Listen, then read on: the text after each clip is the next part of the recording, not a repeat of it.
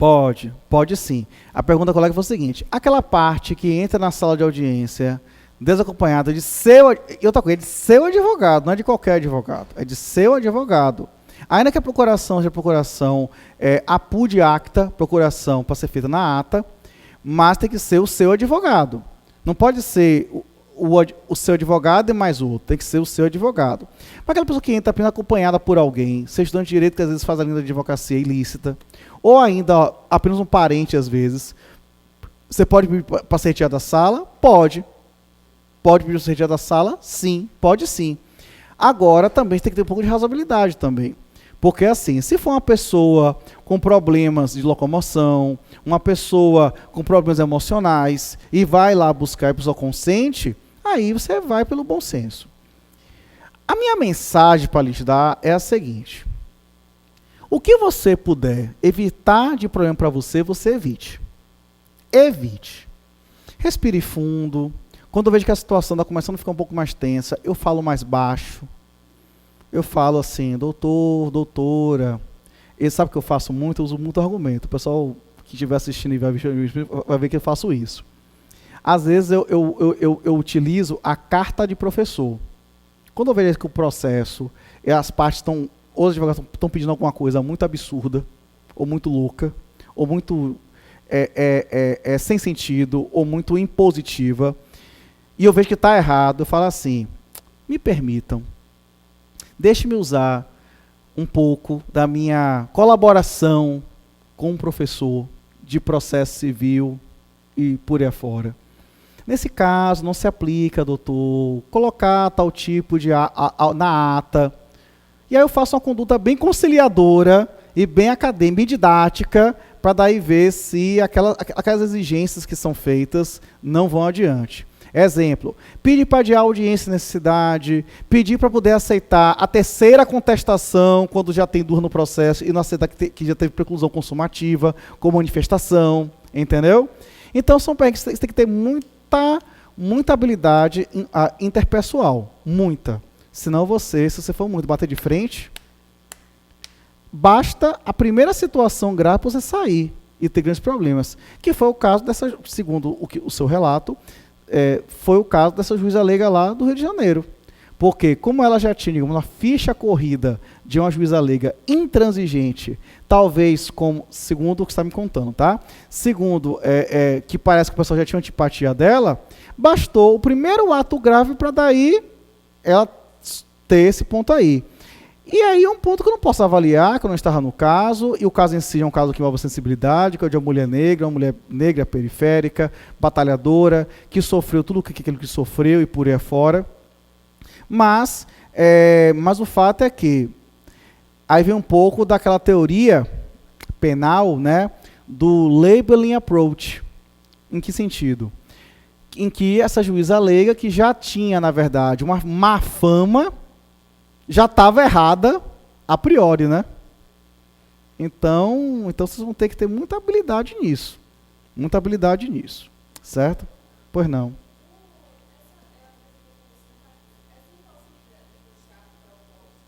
Certo.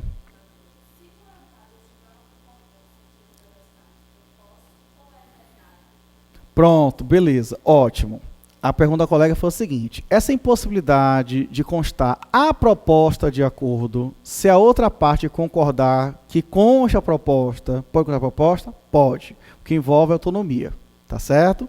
Envolve autonomia. O que não pode agora você percebendo que a outra parte não está atenta para esse detalhe, é melhor você não deixar. Ou então você pergunta. Perguntar, como fala o que o ditado, não ofende, né? Se você perguntar de forma adequada. Até perguntar para uma pessoa, como ela prefere até ser denominada, às vezes uma pessoa não binária, por exemplo, você fala, mas, inclusive todas as pessoas, o que é pessoa não binária? A gente não sabe o que é isso. Pessoas que às vezes você não sabe bem se é um rapaz ou se é uma moça, pessoas que às vezes parece uma pessoa trans, você não sabe se é uma pessoa trans. E todas as pessoas não binárias ou trans, quando você se depara, o que elas falam nos vídeos, para falar o seguinte: você pode perguntar para a gente o que é que você, como é que eu quero ser chamado, porque eu não vou me ofender. Exatamente, pois é. Mas eu estou falando só um exemplo desse. Então, por exemplo, eu estou falando um exemplo bem assim para vocês entenderem qual é a minha didática daí. Seguinte, quando eu vejo que a testemunha tem tudo para essa testemunha suspeita,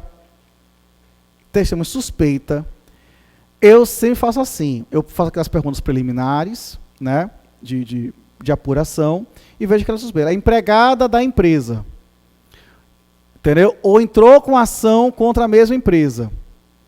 Aí eu não deveria, mas eu faço, por cuidado. Eu chego para o advogado e falo assim, doutor, o senhor tem algo a se opor? Aí o advogado fala, não. Aí eu boto, pego um questionado, o advogado da empresa ré ou da parte autora, o mesmo falou que não se opõe ao fato da testemunha ser funcionária, ou ser não sei o quê, não. Eu boto isso. Na dúvida eu faço isso. Você fala, nossa, você é extra, criterioso. Eu sou. Sabe o que eu sou? Porque, mesmo eu sendo assim, já não foram poucos os casos, especialmente no começo, quando eu cheguei lá para poder fazer as audiências, porque embora você é macaco velho de direito, mas uma coisa é você tem uma adaptabilidade à função. E eu teve alguns casos de chegar assim, o advogado ficar bem esperando, precluir algum ato, do tipo assim, doutor, deveria ter havido aqui, você deve ter determinado a palavra, ou eu falar não sei o quê. E você não tem aquele treinamento master para poder saber a condução de uma audiência. Aí eu pego e falo, por que você não falou então, antes? Não pediu a palavra antes. Aí você sustenta, precluiu, acabou, segue viagem, entende? Então não estou dizendo que você deve sempre aceitar o que as partes e advogados vão, mas você tem que realmente seguir adiante. Agora, vou fugir um pouco do nosso roteiro aqui, e já que as duas são dúvidas muito práticas, falar de uma questão prática que não tem uma solução. Não tem uma solução. É a seguinte. Preposto que vai sozinho para a audiência, vem a seguinte dúvida. Pode perguntar ou não pode perguntar? Não tem uma solução legislativa para isso, nem... Pois é, não é, mas, vamos lá, não é atividade de advogado, mas é o direito à ampla defesa que a lei do juiz especial garante. Não tem uma solução, porque se você precisa puxar por uma norma, que é o Código de Ética de Advocacia, você fala, é atividade privativa de advogado, só quem pode perguntar é o advogado. Agora, por outro lado, a lei o juizado especial deu o juiz postulante. Então, a pessoa não pode exercer o direito constitucional para a defesa, estando lá. Isso é problemático. Os magistrados têm posições divergentes e cada um... E ninguém quer botar a mão no fogo nisso. Entendeu?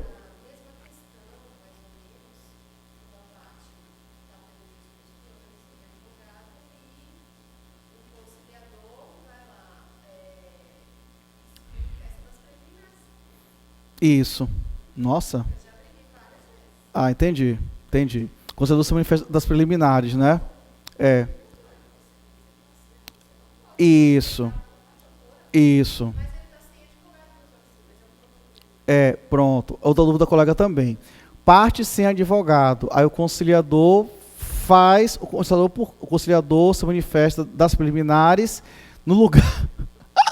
no lugar da parte autora, do advogado da parte autora que deveria estar lá, e a parte autora sabe nem que zorra é preliminar ou o que é. Aí o conciliador não pode também, aí tem limite para essa adaptação, né, para esse auxílio. Aí o máximo que ele pode fazer é o seguinte, eu não sou conciliador, mas como conciliador o certo é fazer o seguinte, parte autora, você está sem advogado. Pela lei, você tem que se manifestar das preliminares e documentos. O senhor sabe que são preliminares? Não sei. Então, você pode dizer apenas o seguinte, questionar sobre preliminares, falou que não tem manifestação a ser dita. Ponto. Você extrai a informação. Agora, o que eu acho que é correto Aí uma posição minha, que é o seguinte. O senhor tem que se manifestar sobre os documentos. Documento tal é esse aqui. Aí é um saco que você vai ter que perder um tempo. Documento tal é esse aqui. Porque também ele não pode me deixar de falar também, entendeu?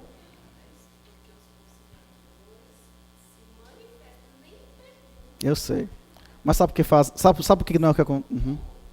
Sabe por que eles se manifestam e fazem isso? Porque é a pauta. Porque se for fazer esse rolê que eu estou fazendo tão didático, vai ser a tarde toda uma audiência só. E vai atrasar. Eu sei. E aí você vai ter um problema, na verdade, de que, por outro lado, você tem outro aperto de uma... Por isso que o filme do Coringa, por favor, sem incentivar ninguém a nada, viu, gente, por favor, tá? Por isso que o filme do Coringa tem gerado tantos fãs nessa releitura do Coringa. Porque o que o Coringa é, sem dar spoiler, não vou dar spoiler nenhum, que as pessoas vão me matar com spoiler. Que é o seguinte,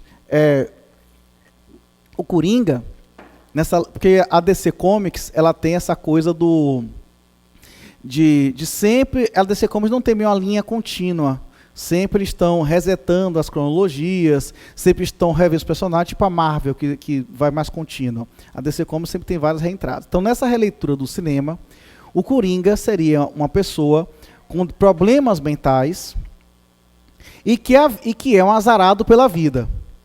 E que a vida chega lá e aperta ele de um lado e deixa ele desamparado por um lado. Aí vem a vida de novo, aperta ele para o outro lado e desampara para o outro lado. E ele entra no modo, lembra aquele filme Dias de Fúria? Aquele modo assim, que chega uma hora que ele tem um surto e aí faz um monte de coisa no filme. Esse é o plot do filme, mais ou menos. Não é spoiler, por favor, é o que é a trama básica do filme, é o resumo do filme. E tem que porque o conciliador, por exemplo, o juiz leigo, ambos lidam com um problema, porque se você for seguir catedraticamente o que a lei fala, você vai começar a entrar num problema de que a lei fala o seguinte, mas o conciliador e o leigo não pode atrasar a pauta. O conciliador e o leigo tem que ter toda uma série de obrigações que são difíceis de você gerir. Por isso que nessa hora, dessa situação que está narrando, do conciliador que fala pela parte, está errado ele falar pela parte, porque ele está sendo um caso parcial, concordo, tá? Está sendo advogado da parte naquele momento, está errado. Mas a razão dele fazer isso é porque a pauta tá demais. Então ele tem que fazer, no caso, a opção. Ele tem que fazer a opção de quem vai salvar. Se ele vai salvar o pescoço dele, ou se ele vai salvar a parte. E o melhor é que ele salve o pescoço dele. Ele bote assim: questionada a parte autora sobre documentos preliminares, a parte diz o seguinte: sem manifestações, sem não sei o quê. E preclui e vai embora. A parte que procuração de advogado também, pelo amor de Deus também. Mas não é fácil. Vocês estão entendendo que tudo isso, as duas de vocês são interessantíssimas. Vocês estão percebendo, portanto, como é delicada a atividade, porque você não tem nenhum amparo do tribunal que vai dizer, o tribunal não pega pela mão. Eu vejo, me permitam a cria, eu vejo o tribunal pegando na mão do juiz, do magistrado. Por exemplo, o juiz, por exemplo, às vezes ele chega, às vezes o juiz tem, como eu falei outro dia aí, tem juiz, no dia até que eu dei aula aqui para vocês, teve juiz fazendo curso de dosimetria da pena. Vamos, juiz, fazer curso de dosimetria da pena, vamos lá. Aí pega. Agora nós, leigos conciliadores, não temos nada disso. É o que o assessor ajuda, é o que o magistrado fala. Tem magistrado que tem consciência disso. A doutora Micheline, por exemplo, sou muito grato a ela, sempre fala, o leigo ou conciliador precisa de 3 meses, no mínimo, de adaptação para conseguir pegar. Mas a adaptação é na hora, né? Não vamos ver, né? O tribunal dá treinamento? Dá treinamento, não vou dizer que não dá. Mas é um treinamento pela Unicorp, que é online. Amor, é online. É online.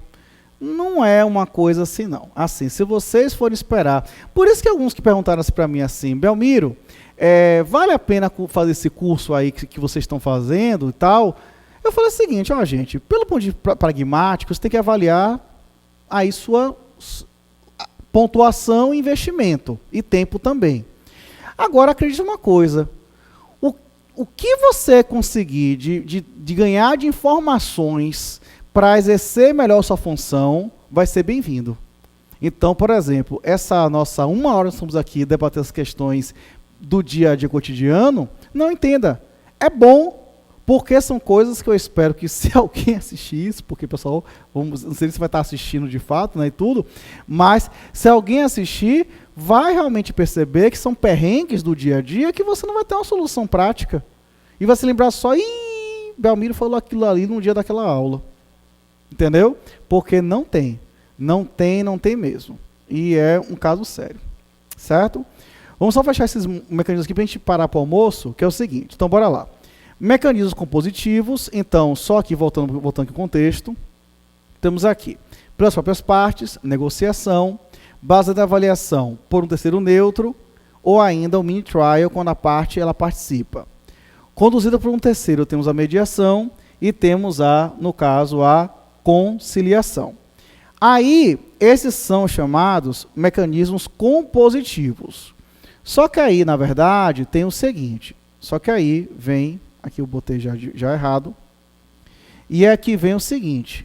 Só que, além dos mecanismos, cadê o babado aqui? Compositivos,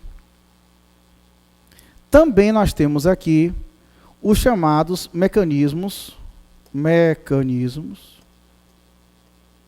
decisórios.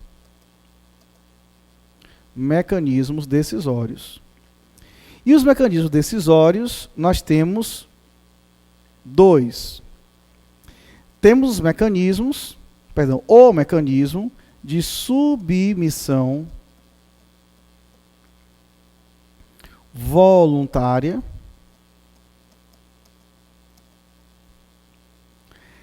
e o de submissão voluntária é apenas um, que é a arbitragem.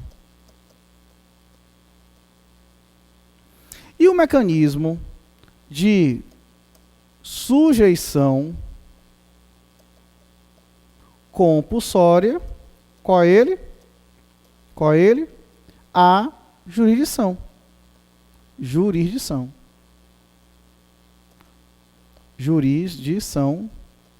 estatal, né? Porque a arbitragem para o STJ, a arbitragem é uma jurisdição não estatal. E aí vocês percebem com isso o seguinte, que essa sistematização, ela envolve o quê? Ela envolve, primeiro, os compositivos para o aqui, tá certo? Ou seja, compositivos são 3 espécies, 3 classes com mais de uma espécie, algumas delas, e os decisórios, que são esses que foram, assim, devidamente, na verdade, colocados. E aí, para poder fechar esse nosso bloco da manhã, para poder valer o nosso almoço, também é importante saber o que é que cada método ele tem um procedimento próprio, um ator próprio e por aí afora, tá? Então, veja só o que vai acontecer sobre isso. Seguinte. Sobre o conciliador, conciliador está ali dos métodos que compositivos, conduzidos por um terceiro. O conciliador tem previsão no artigo 165 CPC, porém, em seu parágrafo 2º. E o artigo 165 do CPC, no seu parágrafo 2º, diz o seguinte: o conciliador atuará preferencialmente nos casos em que não houver vínculo anterior entre as partes e poderá sugerir soluções para o litígio, sendo vedada a utilização de qualquer tipo de constrangimento ou intimidação. Na prova tinha intimidação, né? Assim, mas seria intimação. Ou intimidação para que as partes conciliem. Tipo assim, tem que conciliar sim, né? Na verdade, gente, desses dias aí, deixa eu ser um réu confesso, eu utilizei de intimidação. Vocês vão entender por que eu fiz isso. E foi o seguinte. Olha só. Aí vem perrengues número 2, né? Juiz leigo, conciliador é tratado muito melhor do que o leigo. Muito melhor do que o leigo. Não tem ideia do quanto.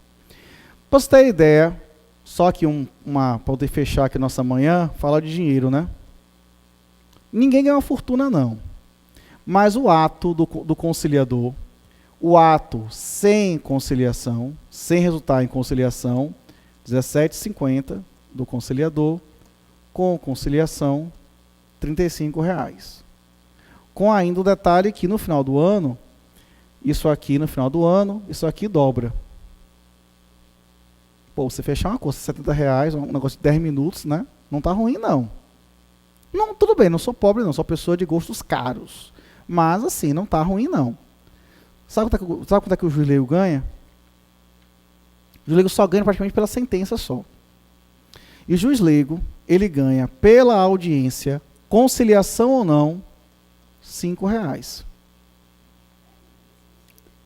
Juro, podem pesquisar.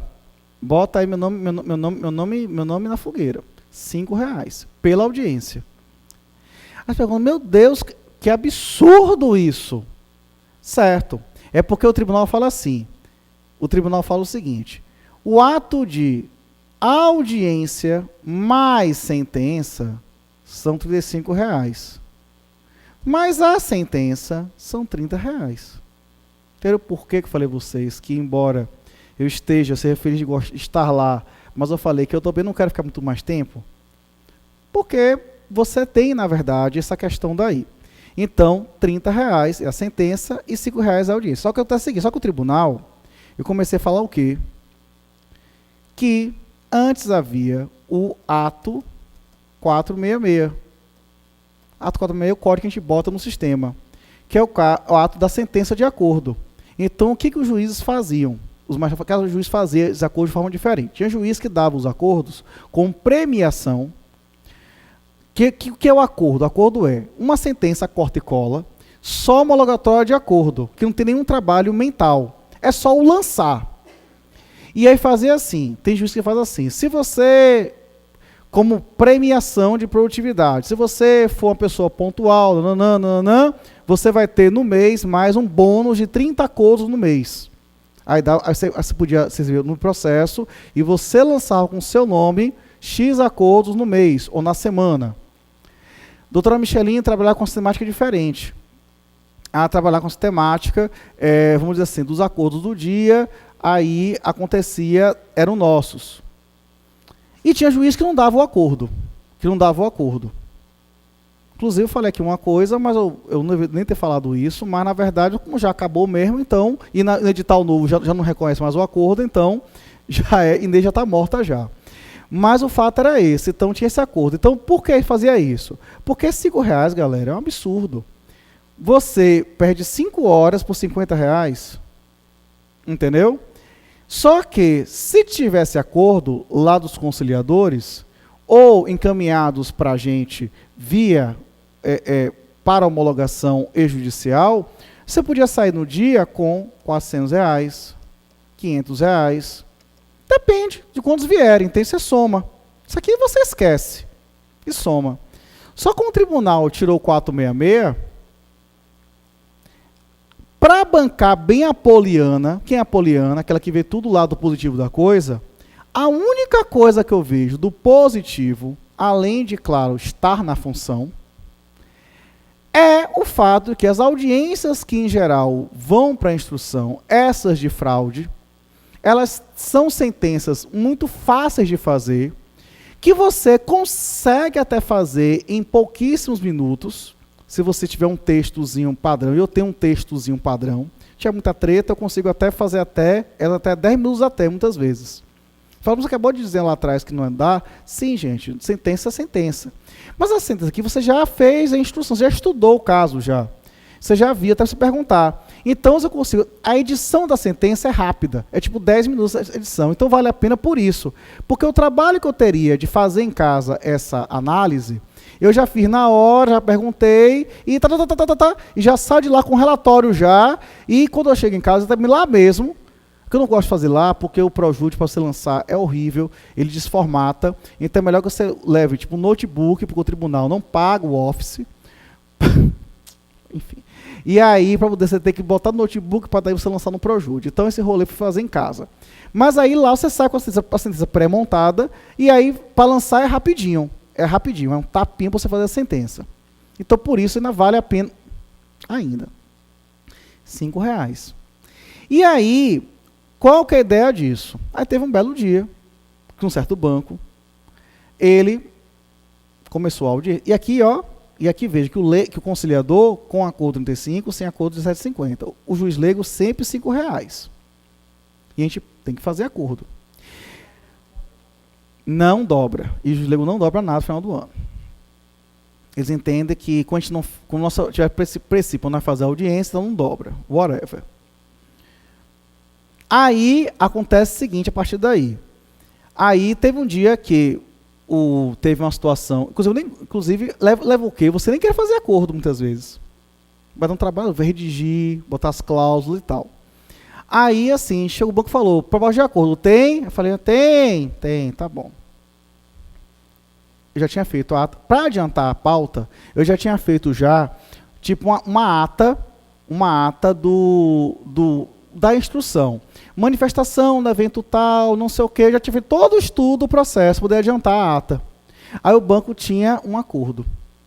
Aí sabe, Almiro, aí eu falei, tem acordo, não tem? Tem acordo. Tá bom. Vou apagar, tá bom? Tá. Aí apaguei todo o texto do acordo, da ata de instrução, e trouxe na segunda metade, não a qualificação, na segunda metade, as cláusulas do acordo. Aí o preposto foi sozinho, tadinho, todo baratinado, falou assim, doutor, olha só, é que infelizmente tá falando aqui para não fechar o acordo não. Gente, é sério, eu fiz essa cara aqui uma pior. Eu falei, não, você vai fechar acordo sim. Vai fechar acordo sim. Eu vou recomendar para a doutora que bode de ganso de má fé, porque não é possível, nem pode, viu? Nem pode nada disso. Mas eu fiquei tão revoltado aquilo ali, porque eu falei, velho, não é possível uma coisa dessa. Quer dizer, eu fiz a zorra da audiência de instrução, ata de instrução, depois eu fiz uma ata de conciliação, e depois eu vou ter que fazer de novo uma ata de instrução, e nada ruim, não fiquei pior. Depois que passou, né, toda essa raiva, que fui fazer a ata de instrução, o tal da pessoa pelo zap, que falou com o prepor, decidiu fazer acordo. E você não tem como dizer que isso não vai fazer acordo. Qual é o fundamento que você, mero juiz leigo, em nome do pedido da conciliação, não, vai fazer o acordo? E ainda mais com a parte autora que quer fazer o acordo. Que chegou assim, o banco tal, eu falo, quase escapar aqui, o banco tal me ofereceu aqui R$3.000, eu quero. Aí primeiro ele falou, não tem acordo não. Ele falou, tem. Depois, não tem. Tem. Eu fiz 4 vezes a ata. Aí o tadinho do preposto foi fazer comigo a audiência, foi no último dia que eu fui, foi quinta-feira. Foi da última vez que nessa semana eu fiz quinta-feira, nessa semana que eu faço na segunda-feira, eu acho, não lembro que dia que eu vou fazer. Quinta-feira a audiência, ele estava lá. Até briguei com ele. Hoje não tem negócio de acordo não, né? Ele falou não. Mas teve outro perrengue lá, que teve um azar. Foi alguma coisa também de atrapalhação também. Aí eu falei, meu amigo, pelo amor de Deus, me ajude. Me ajude. Eu sei o que foi um negócio de um áudio. Porque o áudio, que é outro problema também que a gente vai discutir depois do almoço, que é a questão dessas provas no processo. Porque esse problema dessas provas é um caso sério. Porque a lei do juizado fala, tudo pode ser produzido até o dia da audiência. Só que essas partes esquecem que existe STJ com entendimento, existe CPC, existe preclusão, e aí quer fazer prova surpresa. Aí esse certo banco chega com o seguinte, contestação, eu me lembro isso, estamos em outubro, contestação juntada em agosto. Aí me aparece agora com um áudio gravado de 20 e tantos minutos para querer, a partir da execução do áudio em audiência, querer que a parte autora diga algo sobre o áudio. E você não tem ideia do perrengue, não. E para completar a donação, você vê que também tem essa contrariedade também. Aí eu falei, ó, não vai rolar perguntar o áudio todo não. Aí eu perguntei logo assim, você quer saber o que é do áudio? É questão de autoria? Tá bom. Me diga um trecho do áudio, para poder executar aqui, para poder a parte dizer aí alguma coisa. Aí eu executei, tipo 3 minutos e pouco. Vá, põe aí. Aí perguntei, é da senhora a voz? Não, não é minha não. Beleza, tá bom. Aí botei. Aí encerrou, não. Aí o arquivo ficou lá no pendrive, né, que você põe lá na pastinha tal, e cada sua forma sistemática. Aí a parte foi embora. Foram embora a parte, ata de ata. Eu tinha que movimentar a ata. E quem disse que o áudio subia? Porque o áudio era muito grande. O arquivo máximo do ProJude são 30 mega. Ele tinha 32 mega.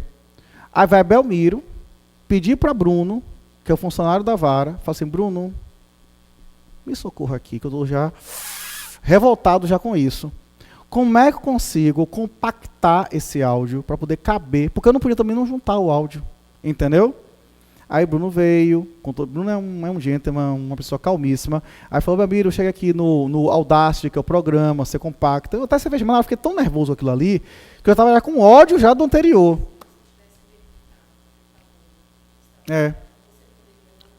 Poderia não juntar.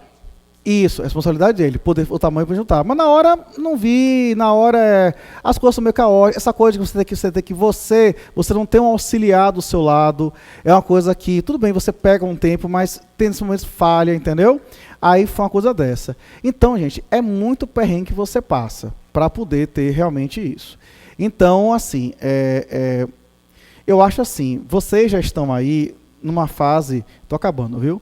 Vocês estão aí numa fase pós-concurso, né? Agora é o quê? Título, aprovação e tal.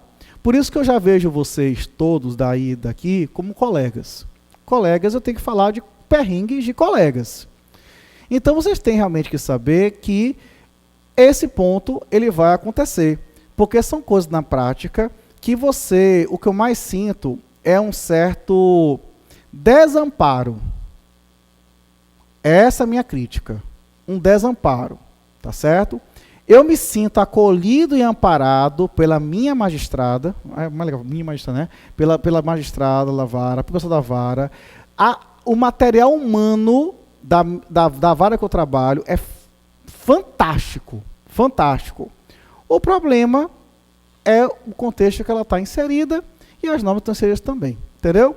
Então, com essa mensagem, desalento, mas esperança, a gente vai encerrar aqui o bloco da manhã e voltaremos de tarde com o restante do material. Obrigado, um abraço.